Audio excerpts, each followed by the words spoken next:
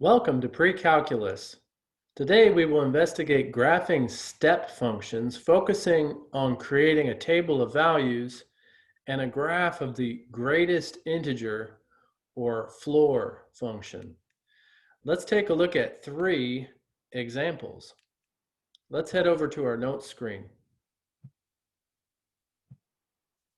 So our first step function is given here as f of x equals the greatest integer of x. Now, we want to graph this step function by creating a table of values. Please note that this is only one of 2 step functions. So we're looking at what we call the floor function or the greatest integer function. Can you predict what a second one might be if we've got a floor or greatest integer? Good. You could also have a ceiling or a least integer function. But for our study here, we're going to focus on this one. So let's start by creating our table of values. And we'll put x here in the left column and y, or f of x, in the right column. Now, we got to define this function. So the floor function is defined. Well, let's go ahead and write here on the side. So a floor function's output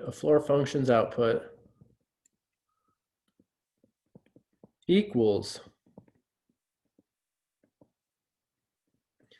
the greatest integer less than or equal to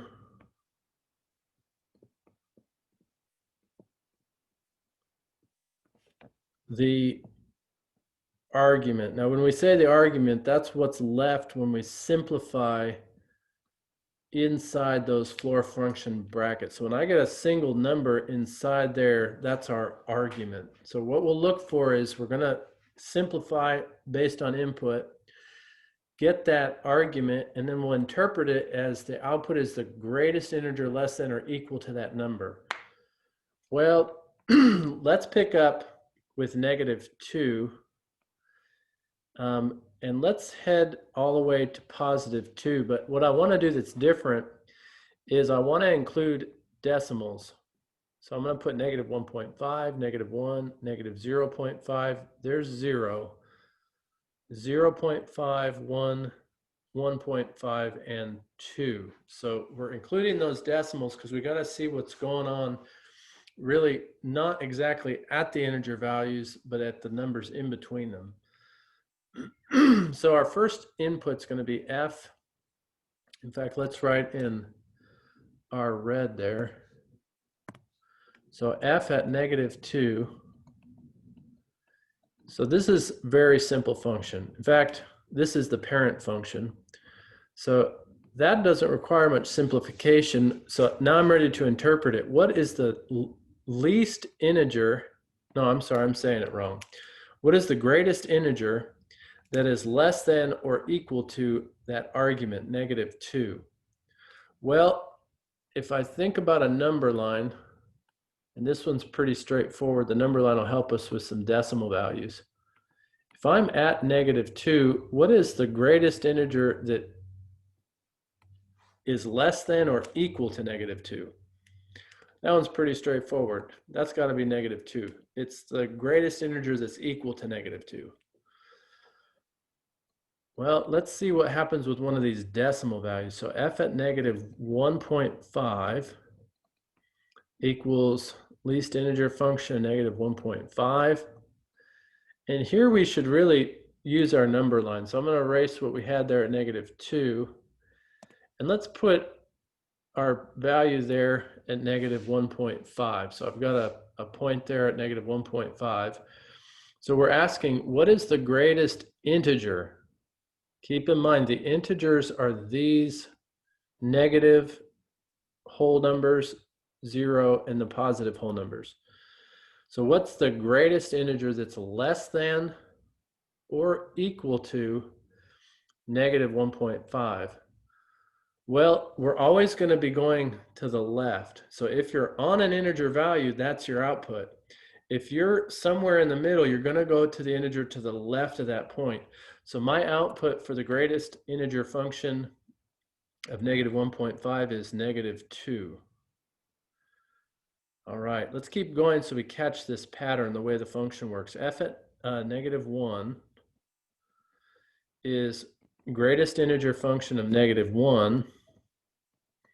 So again, I'll place it here on the number line just so that we kind of get a feeling for how this works. So the value's here at negative 1. When we're on an integer, the output is that integer. So that's a negative 1. Keep going. F at negative 0.5 is the greatest integer function of negative 0.5. So again, I'm going to come to the number line. Let's just catch that point. So I'm going to place that back. And the value that we're going to place is right here, negative 0.5. So I'm looking for the greatest integer. Those are my underlined ones. Negative 2, negative 1, 0, 1, or 2, that is less than or equal to negative 0.5. Well, I got to move left because I'm somewhere in between two integers. As I move left, I see that the output's also negative 1. F at 0 is the greatest integer function of 0, which is 0. F at 0.5. See if you can predict these values before I write them. So the greatest integer function is 0.5. Let's locate that on our number line. So 0.5 is in between 0 and 1. So we're looking for the greatest integer less than or equal to that number 0.5. Moving left, we see that that is 0. Now, you can start to see a pattern in the outputs. For every increment of 1/2, I have two values that are the same. So since my domain is evenly cut up into intervals, I'm just going to use the pattern that these values should be 1, 1, and then 2. All right, so we use the pattern at the end there. All right, so let's graph this one. So at negative 2, we have the value negative 2. That's way down here. At negative 1.5, it's also at negative 2. But notice at negative, oops, sorry. My graph is smaller than I thought. That's negative 2. But at negative 1, note the output bumps up to negative 1. Now that leaves an open circle down below. So I'm going to graph these points and then we'll connect them all. At 0.5, the value was negative 1. At 0, it's 0. But oops, I'm marking it wrong. That should be a closed point. Below is where the open point is. At 0.5, we're also at 0. At 1, we bump up to 1. Now down below at this level, there's an open circle. At 1.5, we've got this closed point. And at 2, we bump up to 2. And if you're catching this pattern, down here below is an open point. Now, why do I include those open points? So just think about what the name of this function is. This is the step function. So what we're looking at is something that looks like a staircase, steps.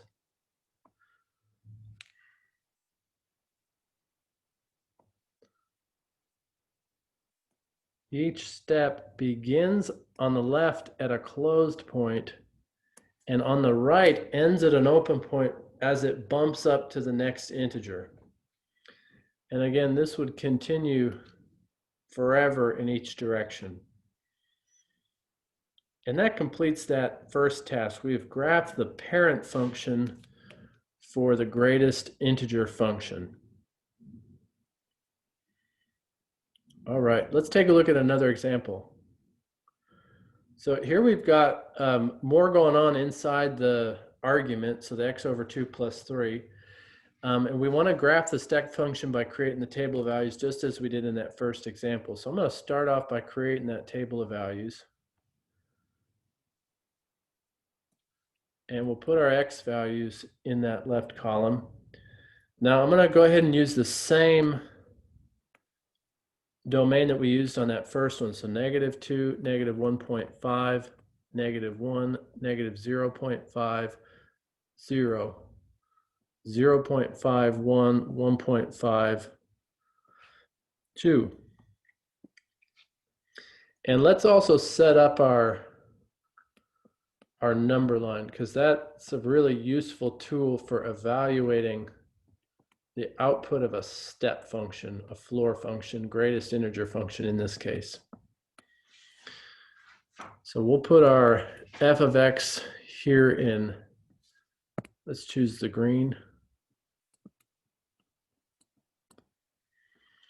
So let's pick up and let's evaluate at -2. So f at -2 is the greatest integer function of -2 replacing x over 2 plus 3, which becomes in the step function -1 plus 3, which equals in the step function 2. And at that point, we're ready to evaluate. So what's the greatest integer that's less than or equal to 2? Remember, if we got an integer inside the step function in the argument, it is that number. So we keep on going to -1.5. F at -1.5 equals -1.5 over 2 plus 3. And I'm going to simplify. -1.5 divided by 2 is 0.75. -0.75 plus 3, which is in the step function 2.25.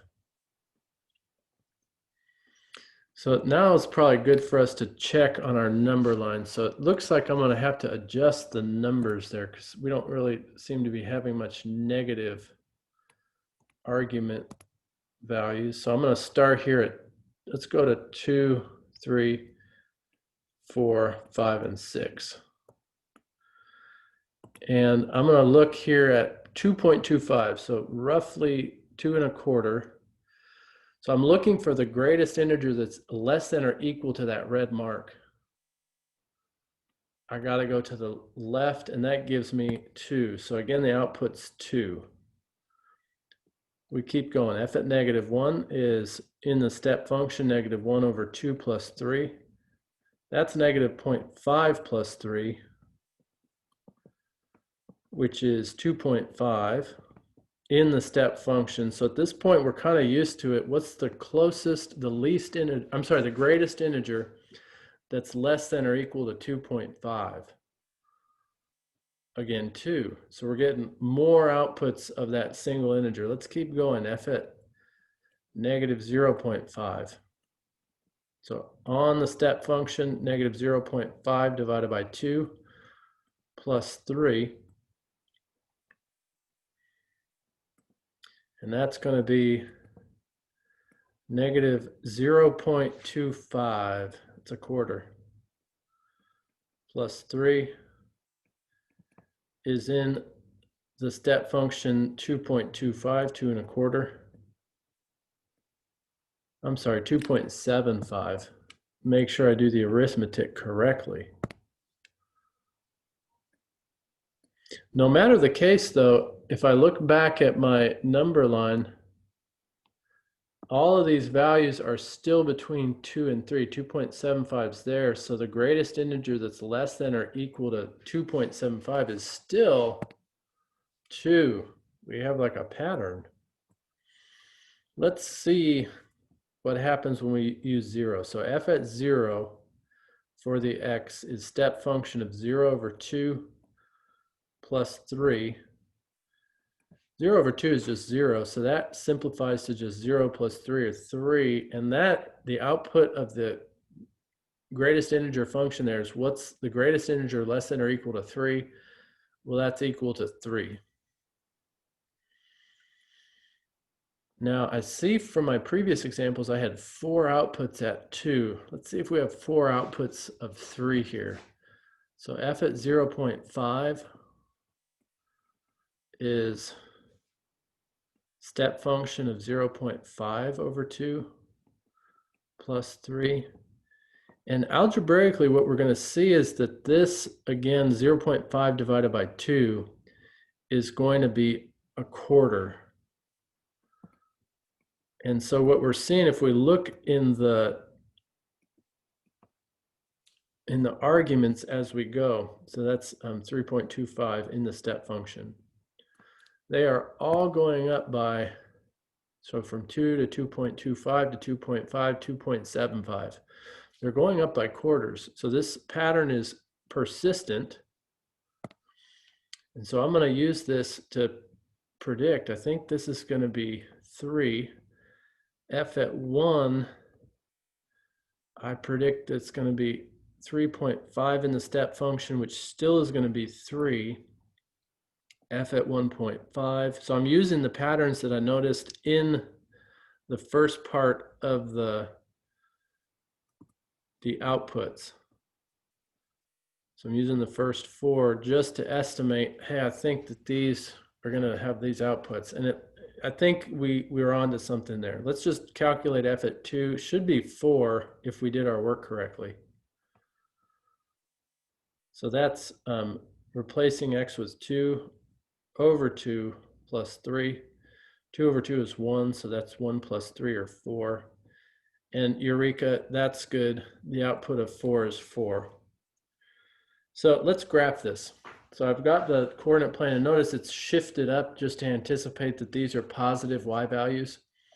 So at -2, I'm at +2. And that continues, as we noticed, all the way up to 0. So at -1.5 is at 2, -1's at 2, -0.5's at 2.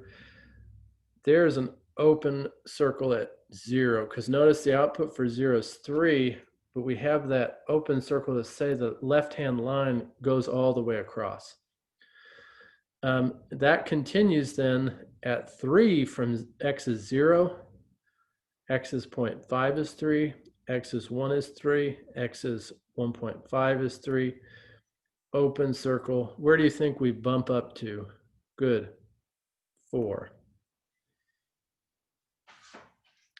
I graphed that whole line incorrectly, so I'm going to back up. Can you see why, what I did incorrectly? Good. Yeah, I was graphing everything at 2.5. So the output of the greatest integer will never be on a decimal. It's always going to be on a integer. Good. And then we can put that up. Okay, so that corrects it. Let's go ahead and put our function in place.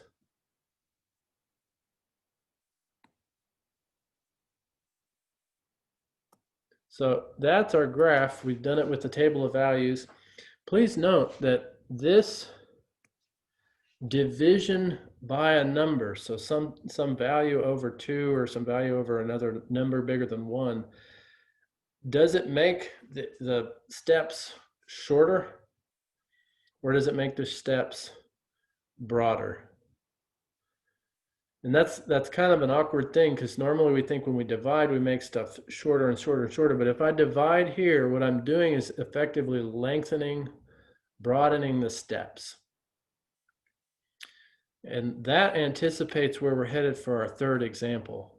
So final example here, let's take a look at the step function 2x minus 1. So notice here I'm not dividing by 2, I'm multiplying by 2. So I'm going to see if, because that's really the opposite operation, let's see if that has the effect of shortening the steps. That's the prediction. So let's start off with a table of values, just like we've been working with. And here, since I'm kind of anticipating that we're going to shorten those steps, I'm going to give a even smaller increment of x. We've been working with 0.5 increments. Let's work with 0.25 quarter increments. So let's go -1, -0.75, negative 0.5, negative 0.25, 0, 0.25, 0.5, 0.75, and 1. Okay, and I am going to bring the number line just so we can have a reference here. But let me wait to do the output, see what kind of outputs we start with. So we'll start by evaluating this step function at -1. So replace x with -1, so 2 times -1 minus 1 is going to be -2 minus 1, which is -3. And that's inside the step function. So we're really asking ourselves, if I'm at -3, is that, what's the greatest integer that is less than or equal to -3? Good. So again, you recall that because I'm on the integer itself, the value of the function's output is equal to -3. So I'm going to start graphing. So -1 is at -3. Let's try -0.75.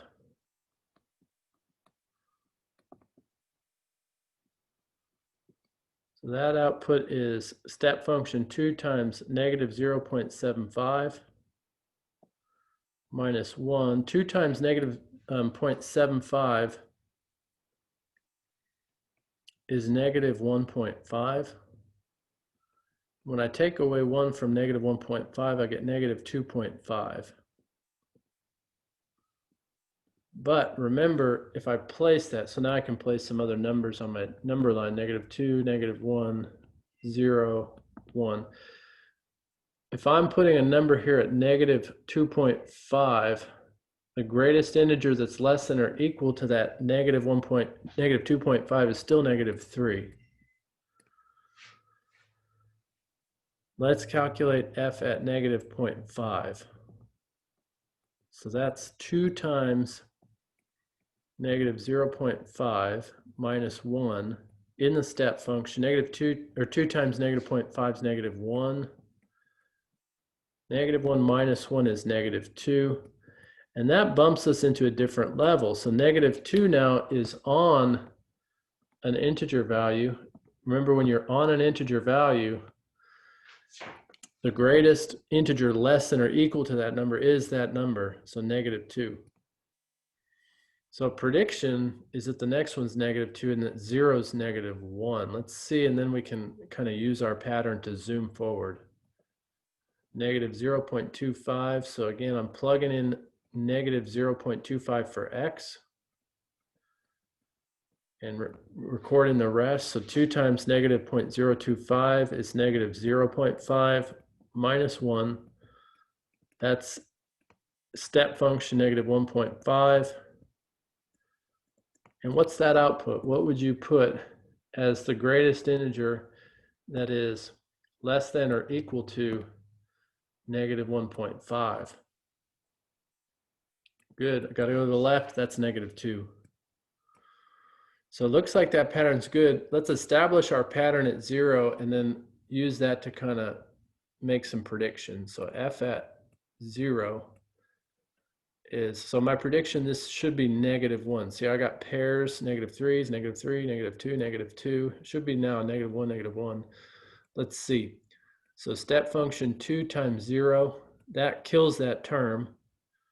-1, so 0 minus 1 is -1. And that really shows our prediction to be kind of valid. So -1, -1. What would you predict the next two as? Good, 0, 0, and then 1 itself is going to be 1. Okay, so there's our table. Let's pick up and let's graph what we've got here. So at -0.75, we've got again value of -3. At negative 0.5, it bumps up to negative 2. But like we've been seeing right below, there's an open circle. And I'm going to connect that. That's one of the steps. At negative 0.25, we're still at negative 2. At 0, we bump up to negative 1. Sorry, I'm drawing the wrong point. What style point should that be? Should that be open or closed? You are correct. It should be closed. The open one should be on the right side of the previous step. Okay. And I can see this pattern now. So at positive 0.25, it's at negative 1. At 0, I'm sorry, at 0.5, it's 0, which means below, there's an open point on the right-hand side of that lower step. At 0.75, we're 0. At 1, we've bumped up to, I can estimate 1. Below's the open circle. And if we just kind of carry this pattern on, we can continue the graph. And that really kind of completes it for us.